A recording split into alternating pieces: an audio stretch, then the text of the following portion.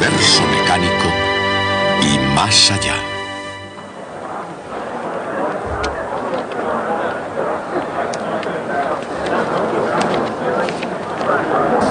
La transformación de Lorentz.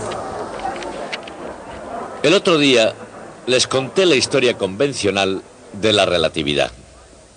Había una teoría sobre el éter, el experimento Michelson-Morley demostró que era errónea, y por fin Albert Einstein elaboró su teoría de la relatividad.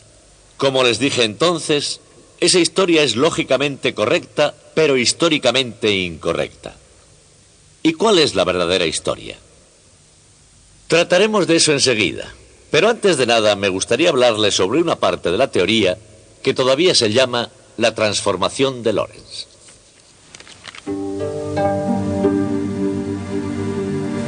En la transformación de Lorentz se encuentra sobre todo la velocidad de la luz, la velocidad que brotó de las ecuaciones de Maxwell, los 300.000 kilómetros por segundo que Michelson midió con significativa precisión.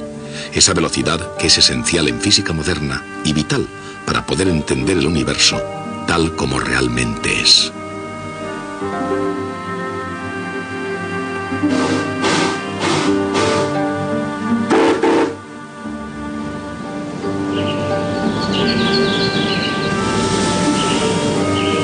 Y a finales del siglo XIX, cuando Lorentz dedujo las ecuaciones de su transformación, cuando se trataba de velocidad, la más conmovedora experiencia humana la proporcionaban los trenes.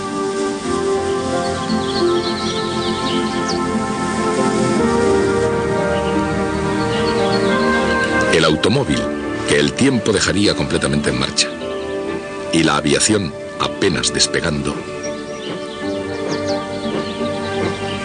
Grande o pequeño, sofisticados o un juego de niños, los trenes eran la auténtica imagen de la velocidad. Pero en realidad, lo único que movía a la gente a gran velocidad en la Tierra era la propia Tierra. A 108.000 kilómetros por hora en su órbita alrededor del Sol, los habitantes de nuestro planeta no son conscientes de esta velocidad. Pero existe, y para los físicos del cambio de siglo era una velocidad con respecto al éter. Desde los tiempos de Aristóteles se pensaba que el éter era la materia precisa de que estaban hechos los propios cielos. Ese concepto permaneció como una mera especulación hasta que dos americanos consiguieron probar, de una vez por todas, que lo que llamaban éter luminífero, de hecho, no existía.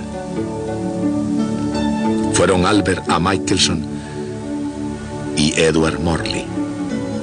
Y su meta era detectar el movimiento a través del éter, midiendo sus efectos sobre la velocidad de la luz.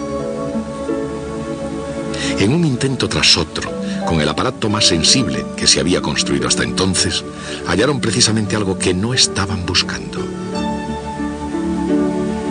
El interferómetro demostró que la velocidad de la luz es la misma independientemente del movimiento del observador. Para Michelson y Morley, esto fue una mala noticia que llegó a Irlanda con la rapidez que puede llevarla un barco.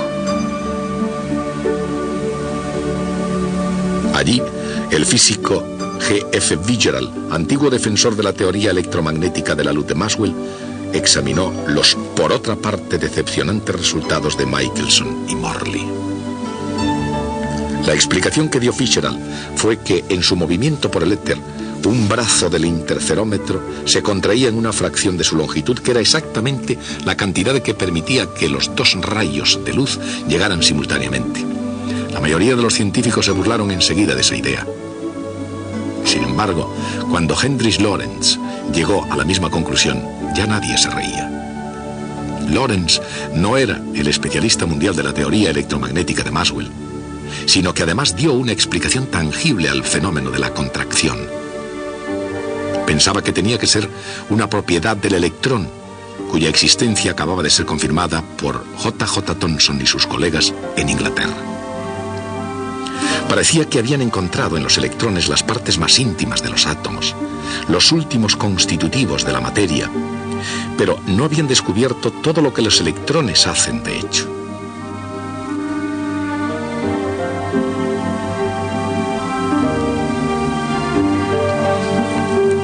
Lorentz pensaba que una posibilidad era que un electrón se contrajera en la dirección del movimiento. Y de igual modo, una regla y una locomotora. Si bien es verdad que la contracción de la longitud justificaba el experimento de Michelson-Morley, a pesar de eso Lorentz sabía que se necesitaba algo más para explicar todos aquellos experimentos a través del éter. Como aún creía en el éter y en el hecho de que la Tierra se movía a través de él, sintió que el electrón debía ser el responsable de alguna manera de este hecho asombroso relativo a la luz.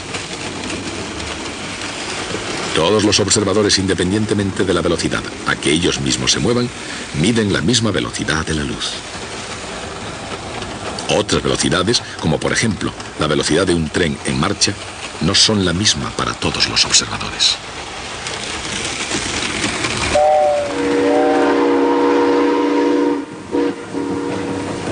Para un observador situado en un andén, por ejemplo, este tren está pasando a buena marcha. Pero a uno situado dentro del tren le parecerá que su velocidad es 0. Y en cambio, que el terreno fuera se está moviendo. Por lo tanto, como ya se dio cuenta Galileo en el Renacimiento, y como este hombre sabe hoy, la velocidad de un objeto depende de la velocidad del observador. Pero Lorentz decía que las percepciones de las ondas luminosas serían radicalmente diferentes. Sugirió que incluso alguien que viajara a una velocidad próxima a la de la luz seguiría observando el movimiento de la luz a 300.000 kilómetros por segundo. ¿Cómo podía ser eso? Consideremos dos observadores en movimiento relativo. En este caso, Albert y Henry. Solo por ganas de discutir en el instante exacto en que pasan uno delante del otro, ambos observan un destello de luz. Una esfera de luz que se extiende desde ese punto hacia afuera. Como cada uno mide la velocidad de la luz con relación, asimismo, cada uno cree, y con razón, estar siempre en el centro de esa esfera en expansión. Aun cuando ellos mismos se vayan separando cada vez más el uno del otro. ¿Cómo pueden dos personas situadas en diferentes lugares estar en el centro de una misma esfera?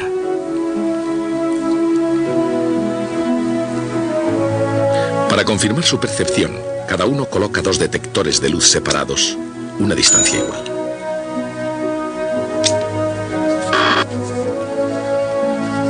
Sin embargo, mientras que los detectores de Albert registran que la luz llega simultáneamente, él cree que la luz llega a los detectores de Henry en dos instantes diferentes.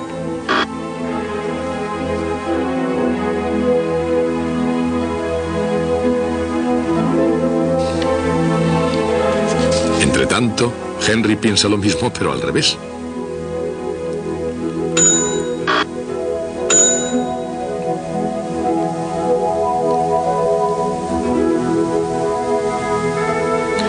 Los dos están de acuerdo en la velocidad de la luz, pero no lo están en que los sucesos ocurran simultáneamente o en instantes diferentes.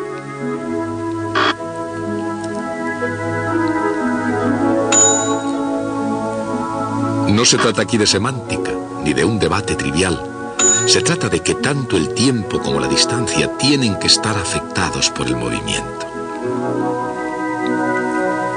Sin embargo, por profundo que esto sea, el matemático francés Henri Poincaré puso objeciones a la naturaleza limitada de la explicación de Lorentz. Lo que se necesita, dijo, es una nueva ley fundamental de física.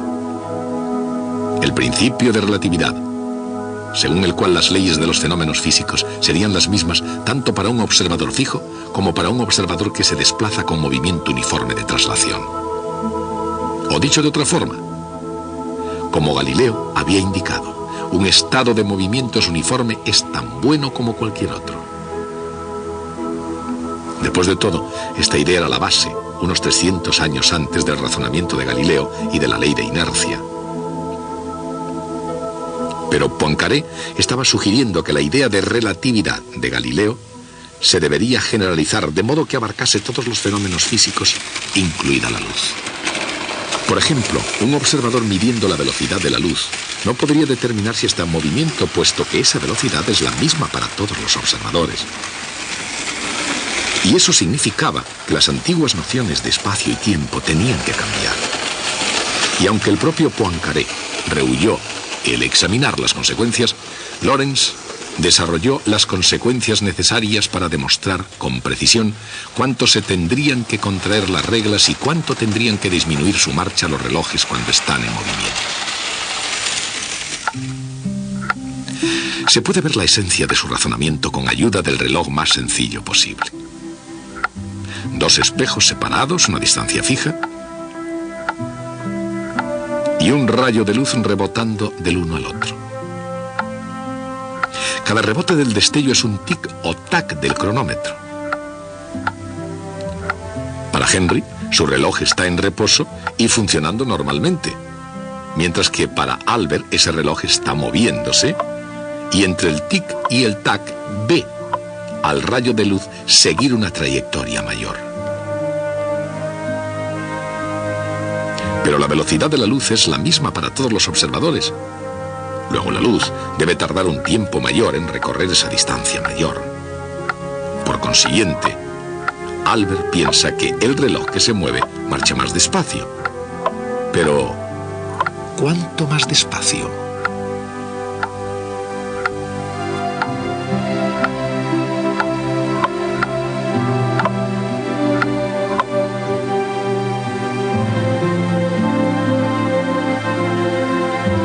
La relatividad del tiempo se deduce del triángulo rectángulo formado por las distancias recorridas.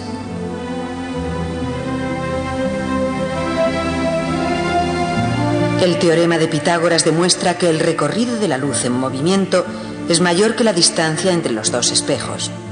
Es esa distancia multiplicada por el factor 1 dividido por la raíz cuadrada de 1 menos v al cuadrado dividido por c al cuadrado. Este factor se encuentra tan frecuentemente en la relatividad que se le ha dado un símbolo propio, la letra griega gamma.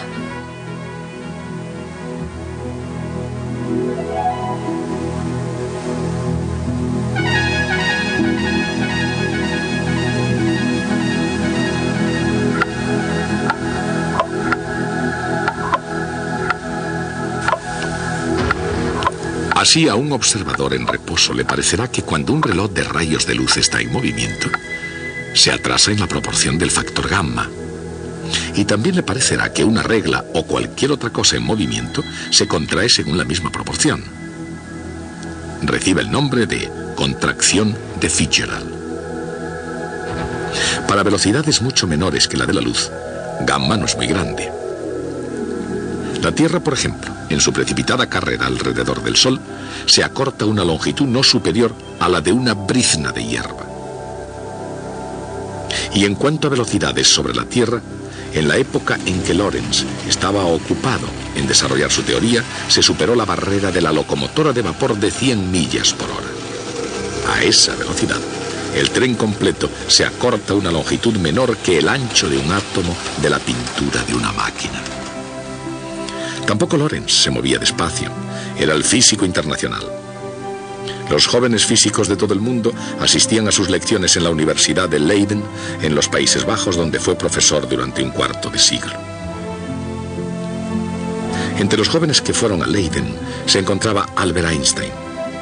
A lo largo de los años, Lorentz tuvo una enorme influencia personal y profesional sobre Einstein. Justo antes de morir, Einstein dijo: «He admirado y amado a Lorentz más quizá que a ningún otro que haya conocido». Pero fue la obra de Lorentz como físico teórico la que trascendió más allá de su privilegiado círculo de amigos y viajó libremente por el tiempo y por el espacio. Sabiendo que estaba en la senda correcta, desarrolló las consecuencias hasta donde le fue posible. Si las cosas en movimiento aparecían más cortas y los relojes en movimiento se retrasaban, entonces, ¿cómo podían dos personas moviéndose una con respecto a la otra estar de acuerdo en una descripción consciente de dónde y cuándo había ocurrido un suceso? Para responder a esa pregunta, hace falta un conjunto de ecuaciones que reemplacen a las antiguas transformaciones de Galileo. Esas ecuaciones no eran difíciles de hallar, pero algunas de sus implicaciones eran difíciles de aceptar. En la relatividad de Galileo, la posición de un punto x' en un sistema móvil se relaciona con su coordenada en un sistema fijo por x menos v por t.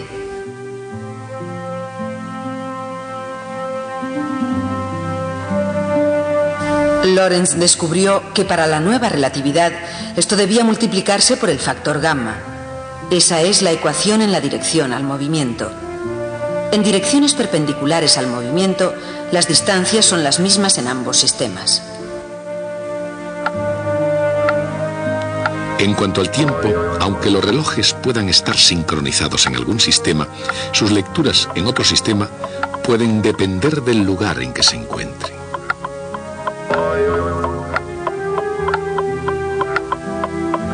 En un sistema móvil, el tiempo es gamma multiplicado por la cantidad, t menos v por x dividido por c al cuadrado.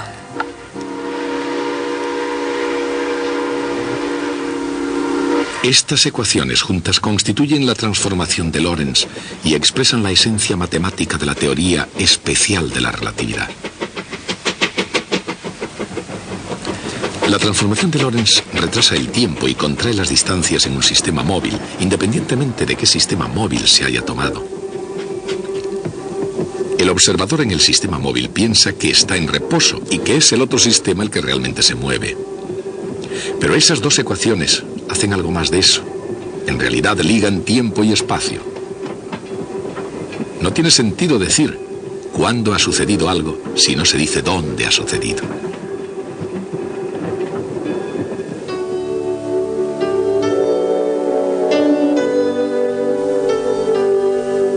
...1904... Los Países Bajos. Lorentz publica la versión definitiva de su teoría sobre el electrón. Contiene las ecuaciones fundamentales de la teoría de la relatividad. Pero todavía no se ha oído hablar de Albert Einstein, lo que provocó que algunos dijeran que la historia le había otorgado más honor del que merecía.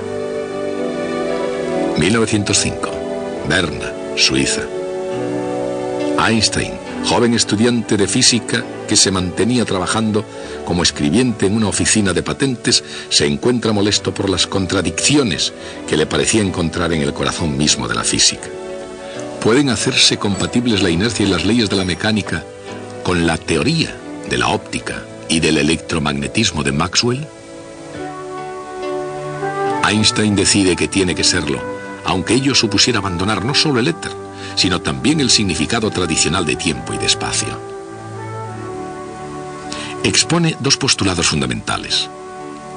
El primero es el principio de relatividad de Poincaré. Las leyes de la física son las mismas para todos los sistemas inerciales. Su segundo postulado establece que la velocidad de la luz es la misma para todos los observadores. Simplemente asume el fenómeno que Lorentz tanto se había esforzado en explicar.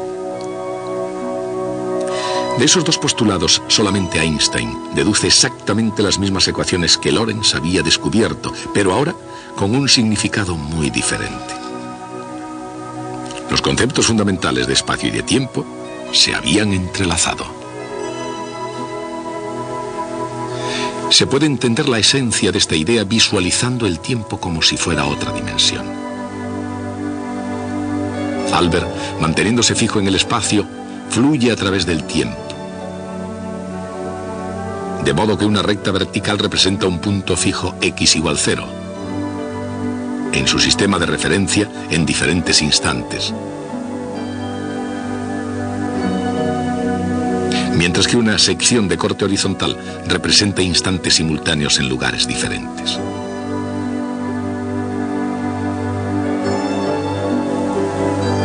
Por otra parte, alguien que se mueva, Galileo por ejemplo, sigue una trayectoria oblicua.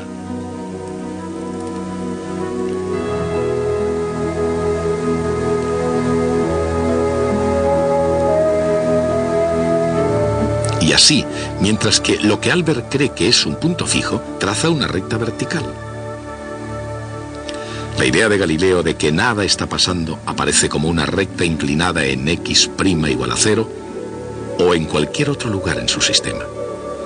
Pero, por supuesto, si Galileo hubiera hecho el dibujo, su línea de posición fija sería vertical y la de Albert sería inclinada hacia el otro lado.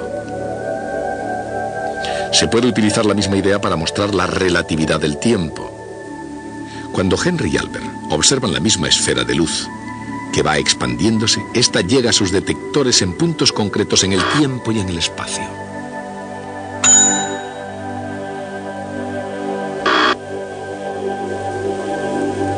Reciben el nombre de sucesos.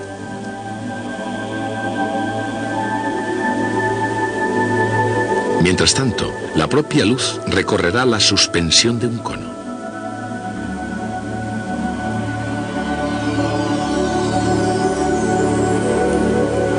Para Albert, los sucesos situados en una sección de corte horizontal son simultáneos. Para él, uno de los detectores de Henry suena primero. Luego, los dos suyos suenan simultáneamente. Y finalmente, suena el otro detector de Henry. Así que él piensa que esos dos sucesos son simultáneos. Pero Henry también cree que esos dos sucesos son simultáneos.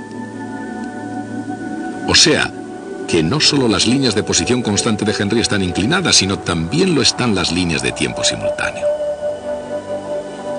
Para Henry, sucesos simultáneos tienen lugar en cualquier parte de una sección de corte oblicua. Así que él cree que primero va una de las señales de Albert, luego las dos suyas y después la otra señal de Albert. Por supuesto, si Henry hubiera hecho el dibujo, habría dibujado sus líneas de posición constante y tiempo constante perpendiculares entre sí. Asombrosamente, eso no hubiera cambiado el cono de luz en absoluto. Esa forma de ver las cosas recibe el nombre de diagrama espacio-tiempo, y de ese modo se pueden visualizar muchos de los extraños efectos de la relatividad. Albert, por ejemplo, cree que la regla de Henry no tiene exactamente 1 metro de longitud. Mientras que Henry, al ver pasar a Albert, piensa que la regla de Albert es más corta.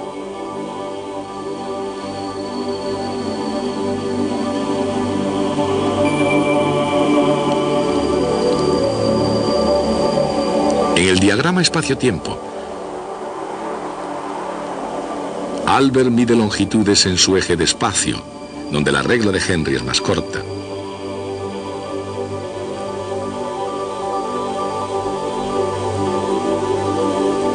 Pero en el eje de Henry, la situación es a la inversa, y la regla de Albert es más corta.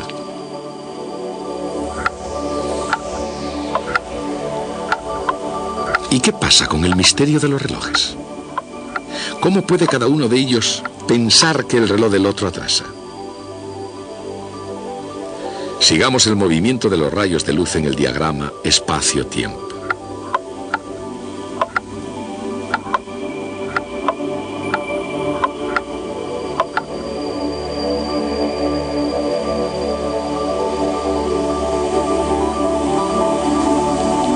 En el eje de tiempos de Albert, los tics de Henry están más separados entre sí que los suyos.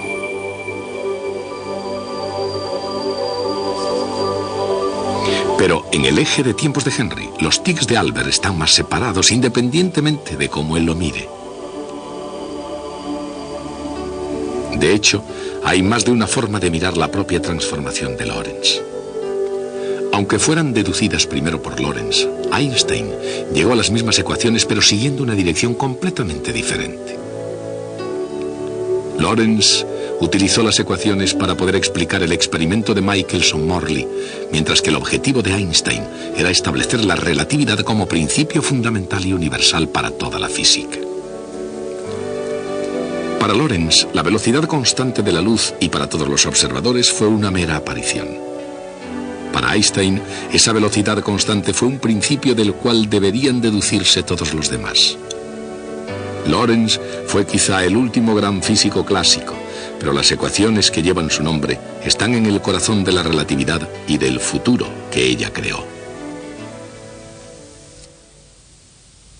De todos modos, hay dos historias completamente independientes sobre la teoría de la relatividad.